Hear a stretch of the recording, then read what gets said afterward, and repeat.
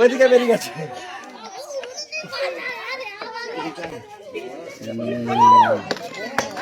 আটকে গেছে।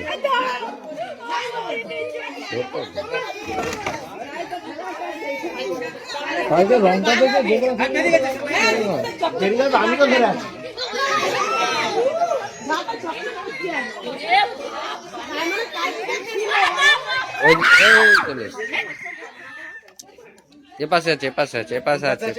রাখুন যেটি আমরা এই ঠাকুরের সিংহাসন থেকে উদ্ধার করলাম, এটা দাঁড়াস সাপ। দাঁড়াস মানে ভেবনা।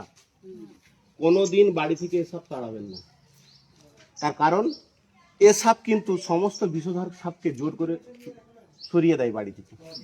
দেখবেন যে যখন একটা দাঁড়াস সাপ আর একটা বিষধর সাপের জোড়াজোড়ি হয়ে মারপিট হচ্ছে, অনেকে বলে ওটা মিলন, ওটা এলাকা দখলের লড়াই, মিলন নয়। বিষধর সাপের সঙ্গে নির্বিষ সাপের কোনোদিন মিলন হয় না।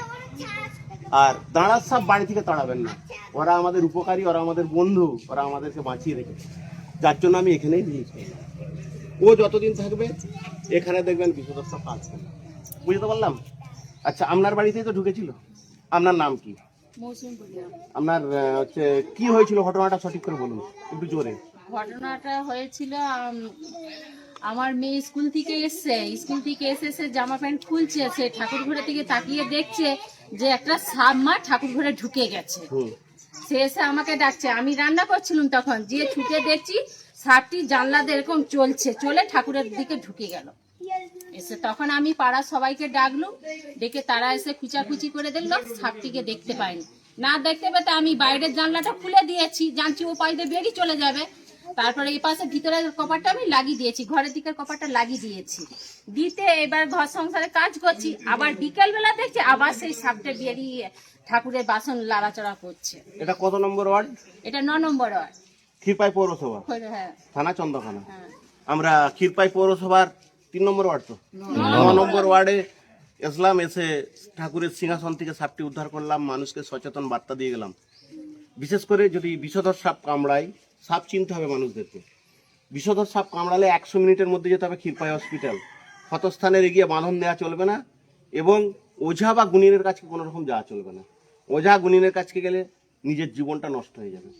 তাই বারবার বলবো, সাপে কাটলে 3টে জিনিস: নাম্বার 1 100 মিনিটের মধ্যে হসপিটাল, নাম্বার 2 ক্ষতস্থানে এগিয়ে বাঁধন দেবেন না, নাম্বার 3 কখনো ওঝার কাছে যাবেন না। আর বাড়িতে দাঁড়ার সাপ আসলে তাড়াবেন না, ওরা আমাদেরকে বাঁচিয়ে রেখেছে। বুঝাতে পারলাম? গোপাল ঠাকুরের ডয়ারে বসে আছে দাঁড়াস, কত সুন্দর দাঁড়াস গোলে বসে আছে। এই হচ্ছে গোপাল ঠাকুর, আর এই হচ্ছে দাঁড়াস সাপ, কত সুন্দর বসে আছে। আর একেই কিন্তু মহিলারা খুব সুন্দর ভাবে পুজো করছে। আর পুজো করতে যেই বিপদে পড়েছে মহিলা।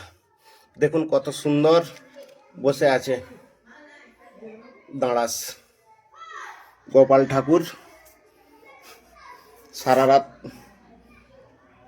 আতঙ্কে ঘরে চাপা দিয়ে রাখা হয়েছে।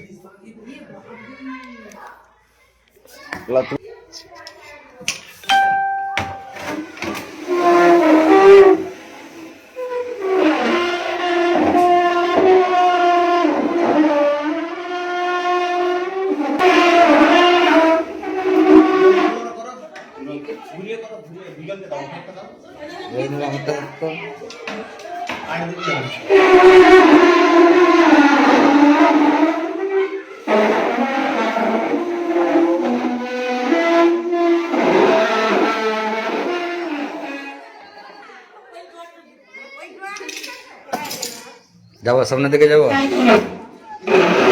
বেরিয়ে পড়ছে ভাঙা আছে পাশ দিকে, ভাঙা আছে, মুখটা বের করে দিয়েছিল।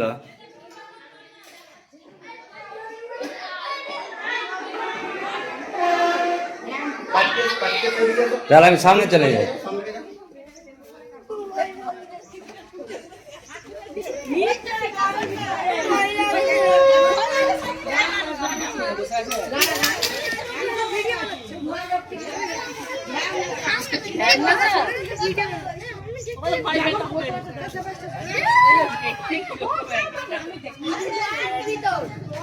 ছোট ঢাম না, বড় ঢাম না না।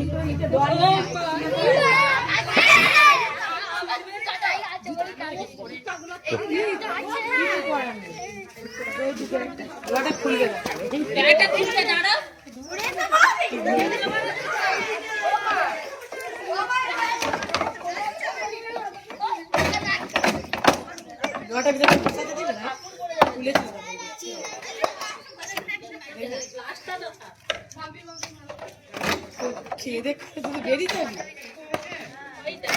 ওই দেখো কেমন পোষা দিলাম ওই দেখো পাগড়ি বেঁধে দেখো ওই দেখো দেখো পাগড়ি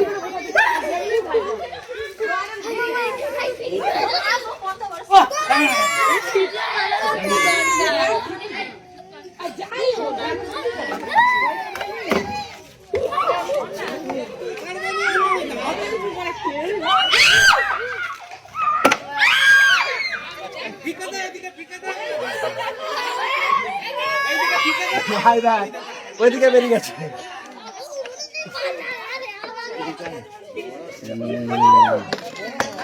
আটকে গেছে।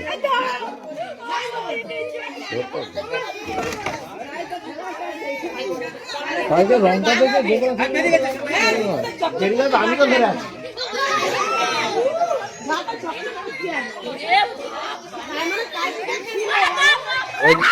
চলে এসছে। এ পাশে আছে, এ পাশে আছে, এ পাশে আছে, এ পাশে আছে, এবার চিপুন আওয়াজ পেছনে।